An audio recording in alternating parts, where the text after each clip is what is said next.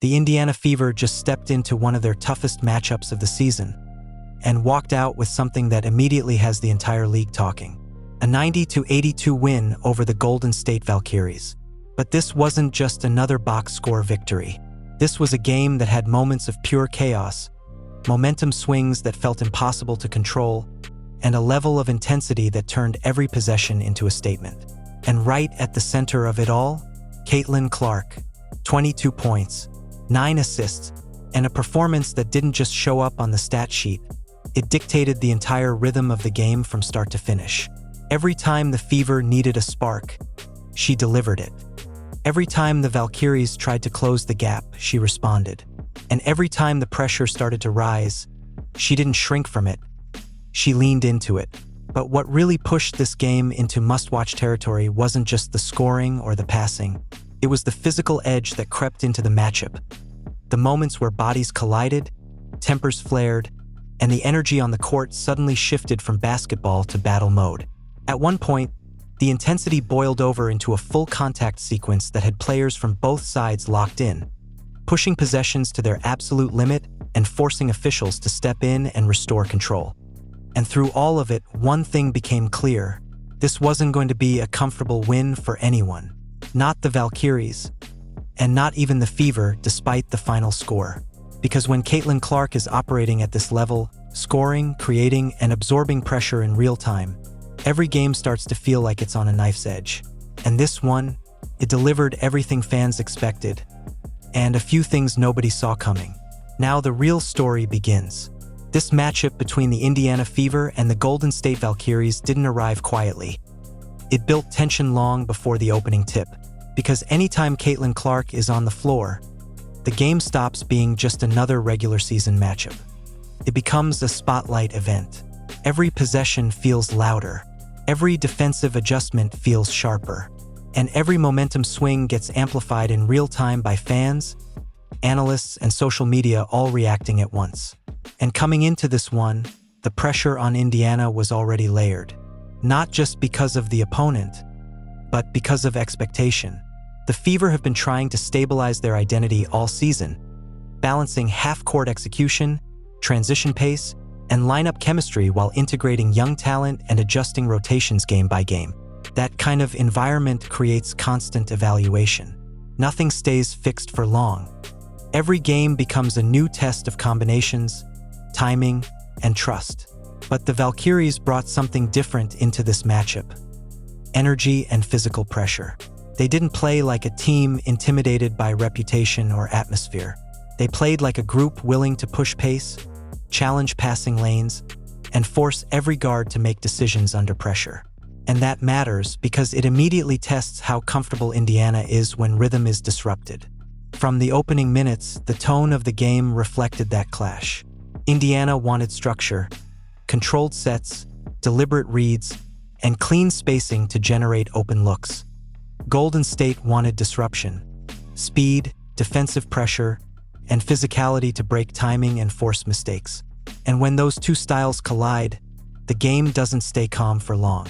It starts tightening. Possessions become more valuable. Mistakes become more visible. And individual performances begin to stand out more clearly than system execution. That's where Caitlin Clark's role becomes central again. Because in games like this, she isn't just a scorer or a passer. She becomes the stabilizer. When Indiana needs spacing, she pulls defenders out. When the offense stalls, she resets tempo. When pressure builds, she becomes the release valve that keeps possessions alive. And that's exactly what makes her impact so visible in this matchup. Even when the Valkyries tried to switch defensive looks, trap actions, or force her off ball, the influence didn't disappear. It just shifted into decision-making, quick reads, early passes, and timely scoring bursts that kept Indiana from slipping into long scoring droughts. But the game wasn't one-sided in control. Golden State had stretches where their defensive pressure clearly disrupted Indiana's rhythm. Passing lanes got tighter, entry passes became more difficult, and transition defense forced the Fever into half-court execution more often than they would have liked. That's where the physical tone of the matchup started to rise. Not necessarily in isolated incidents, but in accumulation, contact on drives, contested rebounds, bodies fighting for positioning every trip down the floor. And in games like this, intensity builds quietly before it becomes obvious. Meanwhile, Indiana's supporting cast had to adjust on the fly. Aaliyah Boston's presence inside became increasingly important as the game progressed. Her ability to finish through contact and secure rebounds helped prevent Golden State from turning defensive stops into extended runs. Kelsey Mitchell's scoring stability also mattered in key stretches, especially when Indiana needed a quick answer after momentum swings. And defensively, players like Lexi Hull contributed in smaller but meaningful ways: rotations, contests, and effort plays that don't always dominate highlights but help maintain structure. Still, despite all the individual contributions, the game kept circling back to one theme: who could control momentum, because neither team ever fully broke away early. Every run was met with an answer. Every surge was met with resistance, and that back-and-forth rhythm kept the pressure building deeper into the game. By the time the second half arrived, the intensity had fully settled in. This wasn't just about execution anymore, it was about composure. Could Indiana maintain control when Golden State tightened pressure? Could Golden State sustain physical defense without giving up clean looks? And could Indiana's offense stay fluid when the game turned increasingly physical and possession-heavy? That's what made this matchup feel bigger than a standard regular season game. It wasn't just about talent. It was about response. Every possession demanded one. Every run required one. And every mistake immediately created consequences on the other end. And in the middle of all that complexity, Caitlin Clark's role became even more defining. Not just because of scoring or assists, but because of timing. When Indiana needed stability, she provided it. When they needed creation, she generated it. And when the game threatened to swing out of control, she slowed it down just enough to keep Indiana in command. So by the time the final stretch of the game approached, the stage was already set. A close game, physical tone, two teams refusing to give ground, and one side leaning heavily on a star who was already shaping the entire rhythm of the night. And what happened next is where the game truly shifted into its defining moments. As the game moved deeper into the second half, the atmosphere inside the arena stopped feeling like a regular season matchup and started feeling like something tighter, heavier, more reactive. Every possession carried consequence.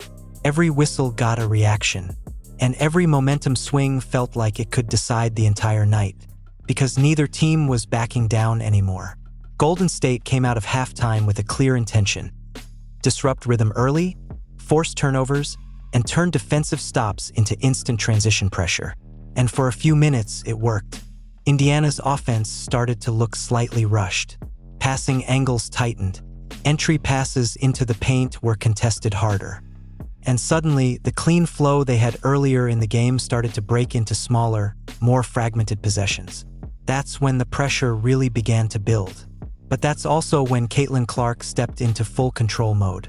Not in a loud, dramatic way, but in the way elite guards do when they recognize exactly what the defense is trying to do. She didn't force everything. She didn't rush possessions. Instead, she started reading the floor faster than the defense could rotate. A quick pull-up when defenders dropped too far. A sharp skip pass when help collapsed inside. A tempo change that slowed Golden State's momentum just enough to reset Indiana's spacing. And little by little, the fever started to stabilize again. Then came the sequence that shifted the entire energy of the game. A possession that started like any other half-court set suddenly turned chaotic when defensive pressure from Golden State tightened near midcourt. Bodies converged. Passing lanes disappeared. And the ball briefly got tied up in a scramble that sent both teams fighting for control. It wasn't just a foul or a turnover attempt. It was a moment where physicality crossed into full intensity. Players hit the floor. Hands were up everywhere. And for a split second, the game felt like it was on the edge of spilling over. Officials quickly stepped in, separating players and resetting the possession. But the energy didn't reset with it. It lingered, because moments like that don't just disappear, they carry forward into the next several possessions. And you could feel it immediately. The crowd got louder, the pace got sharper, and both teams started playing with a more aggressive edge on both ends. Indiana responded first through execution rather than emotion. Clark initiated a quick transition push after a defensive rebound, pushing the ball up the floor before Golden State could fully set their defense. A defender stepped up, expecting a drive, but instead she snapped a pass to the wing for an open look. Clean bucket. Momentum shift. Golden State answered right back. A quick isolation play, a strong drive into contact, and a finish through pressure that kept them within striking distance. This wasn't a game where either team could pull away easily. Every punch got answered, and that's when Caitlin Clark started taking over the game in a more visible way. Not just facilitating scoring. A deep pull-up three when the defense sagged a step too far. A sharp hesitation drive that created just enough space to finish at the rim.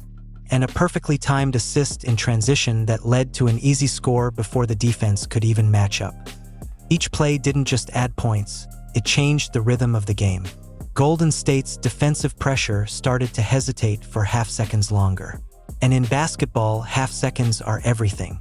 But the Valkyries didn't go away. They kept attacking Indiana's perimeter defense, forcing rotations, testing communication, and trying to pull the game back into a grind rather than a flow. And for a stretch, it worked again. Indiana had to adjust on the fly, switching coverages, tightening rotations, and relying heavily on individual defensive effort to stay in front of drives. That's where the physical toll of the game became obvious. Fatigue started showing in small ways. Missed rotations, late closeouts, possessions that required extra effort just to recover defensive positioning. And in games like this, those small moments matter more than highlight plays, because they determine who controls the final stretch. Then came another turning point, not one single play, but a sequence of possessions where Caitlin Clark essentially dictated the pace of the entire offense. Indiana slowed things down intentionally. Clark held the ball higher on the perimeter, reading defensive alignment before initiating sets. Golden State tried to trap. She passed out of it quickly. They tried switching. She attacked mismatches immediately. They tried staying home on shooters. She drove and collapsed the defense. Every adjustment the Valkyries made was met with a counter. And slowly, the Fever started pulling control back into their favor. But just when it felt like Indiana might start separating, Golden State delivered one more push, a fast break finish, a defensive stop leading to a transition three. And suddenly the game was tight again.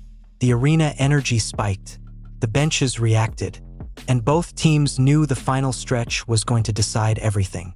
And that's where the game reached its first true breaking point. Because with momentum swinging back and forth, physical intensity rising, and possessions becoming more valuable than ever, Caitlin Clark did something that didn't just impact the score. It shifted the emotional center of the entire game. A sequence that turned control into separation and forced Golden State into chasing for the first time all night. As the fourth quarter began to take shape, the game stopped being a back-and-forth exchange and started becoming something more defined, a test of control under pressure. Because at this stage, it wasn't about who could score anymore. It was about who could hold the rhythm of the game without breaking it. And that responsibility increasingly shifted onto Caitlin Clark. Golden State tried to change the tone early in the final stretch. They picked up full-court pressure more aggressively, trying to force Indiana into rushed decisions and uncomfortable possessions before the offense could fully set. For a few sequences, it worked. Indiana had to inbound carefully, reset multiple times just to get into their half-court sets, and rely on quick decision-making under pressure. But what happened next is where the game started to tilt. Because instead of panicking under pressure, Clark started using it. A quick outlet pass turned into a controlled transition push. A trap at midcourt turned into a sharp skip pass that immediately punished the rotation. And suddenly, Golden State's aggression stopped looking like control and started looking like risk. Every time they overcommit, Indiana made them pay. That's when the spacing opened up. And once spacing opens up for a guard like Clark, the game changes instantly. She started operating with more time than she had in the entire first half. Not because the defense relaxed, but because it had to respect every option she had on the floor. Pull-up threes came faster. Drive and kick reads became sharper. and defenders started hesitating for just a fraction longer than they should have. In a close game, that hesitation is everything. But the Valkyries didn't disappear. They responded with physical drives, attacking the paint and forcing Indiana's interior defense to stay locked in every possession. Aaliyah Boston had to absorb contact on multiple defensive possessions, contesting shots at the rim and cleaning up rebounds in traffic. And even when Indiana got stops, Golden State kept forcing them to work for every outlet and every transition opportunity. The game tightened again. Every possession felt heavier. Every shot attempt carried more consequence. And the crowd noise started rising and falling with each run. Then came the sequence that truly shifted the momentum. Indiana pushed the ball after a defensive rebound. Clark brought it up quickly, reading the defense as Golden State scrambled to match up. They expected her to slow it down. Instead, she accelerated. A hesitation at the arc froze the primary defender. A step inside pulled help from the corner. And in that split second, she made the decision, not a safe pass, not a reset, but a direct attack into the gap. Contact at the rim. Finish through pressure. And one more possession where Golden State simply couldn't stop the decision-making in real time. That play didn't just add points. It broke the rhythm of Golden State's defensive confidence. Because now every rotation was arriving half a step late. Every contest felt slightly out of sync. And Indiana immediately capitalized on it. Clark followed it up with another possession where she controlled everything without even scoring. She drew defenders toward her, collapsed the defense, and kicked out for an open look that extended Indiana's lead further. It wasn't just scoring anymore, it was orchestration. She was dictating where every defender had to move before the ball even left her hands. And that's when the moment of the game arrived.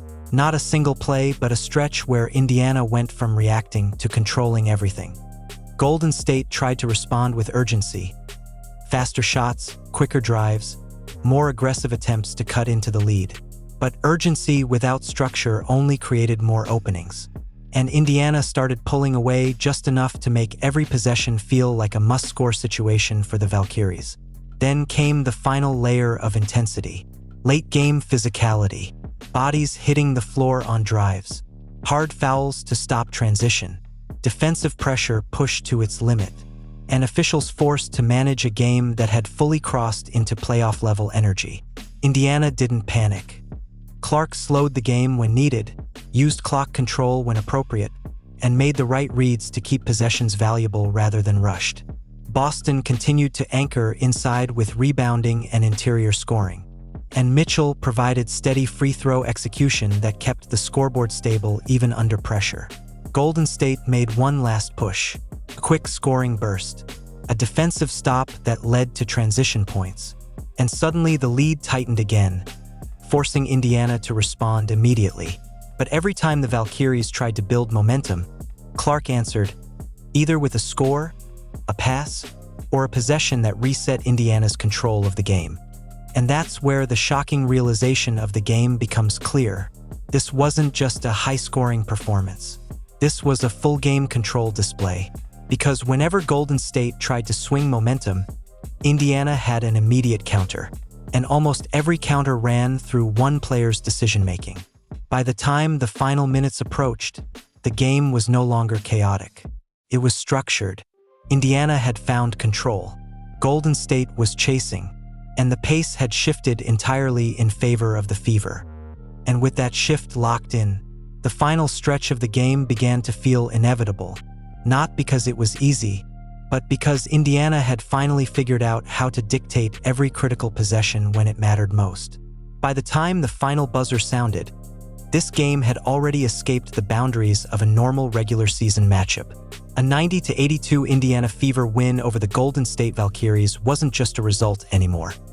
It became a talking point that immediately spread across broadcasts, fan spaces, and analyst discussions within minutes. Because games like this don't get judged only by the scoreboard. They get judged by who controlled them when it mattered most. The first wave of reaction focused entirely on Caitlin Clark's performance. 22 points, 9 assists, and a level of game control that didn't just show up in highlights. It showed up in how Indiana stabilized every major swing in momentum. Analysts pointed to her ability to slow the game when needed, accelerate when pressure opened lanes, and consistently put teammates in positions where scoring became easier rather than forced. And that's what stood out most. Not just production, but timing. On one side of the conversation, former players and analysts praised the performance as a sign of growing maturity in how she manages tempo. They highlighted how she didn't force the game early when Golden State applied pressure, and instead adjusted her approach as the game progressed. That kind of adaptability is often what separates talented guards from long-term franchise-level engines. On another side, fans focused on the emotional energy of the game, the physical stretches, the momentum swings, the moments where possession after possession felt like it could define the outcome. For that group, the game wasn't just about statistics, it was about intensity. They described it as one of those matchups where every run felt earned, and nothing came easy on either side. Then came the discussion around Indiana's supporting cast. Aaliyah Boston's impact became a major focal point almost immediately. Her rebounding presence, interior scoring efficiency, and defensive stability were repeatedly highlighted as key reasons Indiana maintained control during Golden State's pressure runs. Analysts emphasized that without her presence inside, the game could have shifted very differently during the Valkyries' physical stretches. Kelsey Mitchell also received significant attention for her consistency. Her ability to convert free throws under pressure became a small but critical talking point, especially in a game where every possession tightened as the fourth quarter progressed. In games like this, clean execution at the line often separates control from chaos. But as expected, the biggest conversation centered around how Indiana looked when everything was functioning together. Because when Clark, Boston, and Mitchell are all operating effectively at the same time, the offense takes on a very different identity. Spacing improves, decision-making becomes faster, and defensive pressure becomes harder to sustain over long stretches. That led to one of the more common analyst takeaways. This wasn't just a win. It was a glimpse of what Indiana can look like when rhythm, structure, and execution align. However, not all reactions were purely celebratory. Some analysts pointed out inconsistencies, particularly stretches where Indiana struggled under pressure early in the game. Turnovers during aggressive defensive sequences were flagged as an area that still requires refinement, especially against higher-level defensive teams that can sustain pressure across all four quarters. But even those critiques were framed within a larger acknowledgement. Indiana responded well when it mattered most, and that response ultimately defined the outcome. Social media reaction was immediate and divided in tone, but unified in attention. Clips of Clark's deep shots, transition reads, and late-game control circulated quickly. Fans debated the physicality of the matchup, the momentum shifts, and how Indiana adjusted after early pressure spells. But most conversations circled back to one theme: control under pressure. Meanwhile, broader league commentary focused on what this kind of game means in a competitive context. Because beating a physical, high-energy opponent like Golden State in a game with constant momentum swings requires more than just scoring talent. It requires decision-making discipline, and Indiana showed enough of that to walk away with the win.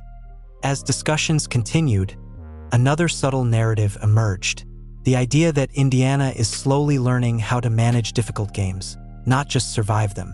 That distinction matters because it reflects growth in how the team handles pressure environments. By the end of the reaction cycle, the consensus wasn't that the game was perfect. It wasn't, but it was controlled when it needed to be. And in games where momentum swings constantly, control is often the deciding factor. And that's what kept coming up again and again in post-game discussion. Indiana didn't just win. They adapted. They responded. And when the game tightened, they executed with enough consistency to stay ahead. Which brings everything back to the same conclusion analysts kept repeating in different ways. This wasn't just a box score performance. It was a statement about how Indiana handles pressure, and how much of their identity is now built around responding when games start to break open in unpredictable ways. Even after the final buzzer, this game didn't really feel like it was over. Because while the scoreboard officially read a clean 90-82 Indiana Fever win, the conversation around the performance didn't settle the way most games usually do. it expanded. It spilled into analysis, debates, replays, and breakdowns that kept circling back to one thing: how much of Indiana's control in this game was built in real time, and how much of it was already forming before the ball was even tipped. The performance itself was clear on paper. Caitlin Clark delivering 22 points and 9 assists. Aaliyah Boston dominating the paint with efficiency and rebounding presence. Kelsey Mitchell providing steady scoring and perfect execution at the line. A team effort that, at its core, looked like a complete win. But what made this game linger wasn't the stat sheet. It was the way momentum behaved across all 4 quarters. Because Golden State didn't feel like a team that was simply outplayed from start to finish. They felt like a team that had stretches where they controlled pace, forced mistakes, and made Indiana adjust under pressure. And yet, every time that happened, Indiana found a response almost immediately. That constant counterbalance is what made the game feel different. Not dominance, not collapse, but control that kept shifting hands just long enough for Indiana to reclaim it at the exact right moments. And that's where the deeper conversation began forming. Because analysts started pointing out something subtle but important. Indiana's best stretches didn't come when the game was stable. They came when it was unstable, when pressure increased, when possessions tightened, when the game became more physical, more chaotic, and more demanding. That's when Clark's decision-making, Boston's interior presence, and Mitchell's execution all seemed to activate at a higher level. And that leads to the final layer of interpretation that emerged after the game. This wasn't just a win built on talent. It was a win built on adaptation. But even that framing didn't fully settle the discussion. Because as highlights circulated and replays were analyzed, one broader question started appearing across conversations. Is Indiana becoming a team that needs chaos to unlock its best basketball? Or are they learning how to control chaos better than they did earlier in the season? Those are 2 very different trajectories. One suggests instability, the other suggests growth. And depending on which possessions you focus on, you can argue either side convincingly. Meanwhile, the clutch moments from the game kept being replayed, not just for excitement, but for meaning. Clark's shot-making under pressure, her passing reads when trapped, Boston's rebounding sequences that ended Golden State runs, Mitchell's late-game free throws that quietly sealed momentum. Each clip reinforced a different piece of the same story, Indiana's ability to respond when the game tightened. But then came the detail that kept the conversation alive even longer. The way Indiana closed the game wasn't rushed.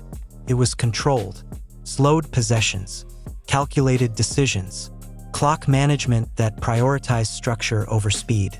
And that shift in late-game behavior became one of the most discussed elements after the final whistle. Because it raised a subtle but important question. Was Indiana's control in the final minutes a sign of maturity, or a sign that they are still learning how to impose structure earlier in games? That's where the narrative now sits. Not in celebration alone, not in criticism alone, but in interpretation. And that's why this game is still being talked about after it ended. Because it didn't just produce a win. It produced a pattern people are now trying to understand. A team capable of explosive stretches. A star capable of controlling tempo under pressure. A supporting cast that steps up when spacing opens. And a game flow that never fully stabilized until the very end. So as the dust settles, one thing becomes clear. This wasn't just another entry in the schedule. It was another data point in a season that is still defining what this Indiana team actually is. And now, with momentum shifting again and the schedule moving forward, the real question becomes unavoidable. If this version of Indiana shows up consistently, how far can they actually go when everything clicks at once? Because after a game like this, that question doesn't disappear. It only gets louder. And that's where this one leaves us.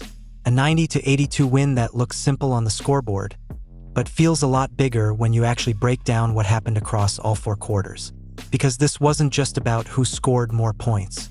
It was about how Indiana handled pressure, how they responded when Golden State pushed the pace, and how their biggest names stepped up in the exact moments when the game started to tilt. Caitlin Clark finishing with 22 points and 9 assists didn't just add numbers to the stat sheet. It shaped the rhythm of the entire matchup. Aaliyah Boston's presence inside changed how Indiana survived physical stretches. And Kelsey Mitchell's composure at the line helped lock in a win that was far from comfortable for long stretches of the game. But now the real conversation begins. Because games like this always split opinion. Some people will look at it and say Indiana is learning how to win in different ways. Others will look at it and say they still rely too heavily on individual bursts when the game gets chaotic. And honestly, both arguments have moments in this game that support them. That's what makes it interesting. So now I want to hear from you. Was this a statement win from the Indiana Fever? A sign that they're starting to figure things out and close games with more control? Or was this another game where talent simply carried them through stretches of inconsistency? And more importantly, how much of this win do you think came down to Caitlin Clark setting the tone when the pressure peaked? Because every possession in that fourth quarter seemed to orbit around her decisions. And that's what people are going to keep debating long after this game. Drop your thoughts in the comments, no holding back. Do you think this version of Indiana is building something real? Or still trying to find its identity game by game? And if this is what they look like not fully clicking yet, what happens when they actually do? Because the season doesn't slow down here. And if games like this are any indication, the next one might raise even more questions than answers.